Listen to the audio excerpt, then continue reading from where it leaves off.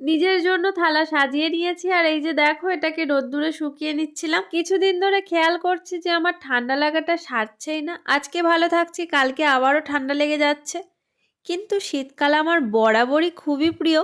আর এই যে শীতকালের সকালের কুয়াশা, এই কুয়াশাকে দেখলে না অনেক কিছুই মনে পড়ে যায়। আগে তো শীতকালে এমন কুয়াশার মধ্যে অন্ধকার থাকতে থাকতে পড়তে যেতাম, তখন যেন কষ্ট হতো, কিন্তু এখন মনে হয় না সেই দিনগুলোই ভালো ছিল। তখন কি কষ্টটা হতো বলো তো, ওই সকালে ঘুম দিয়ে ওঠা। শুধুমাত্র শীতকাল বলে না, কোনো কালেই আমি সকালে উঠতে পারি না, আর তখন তো ভোরের বেলা উঠতে হতো।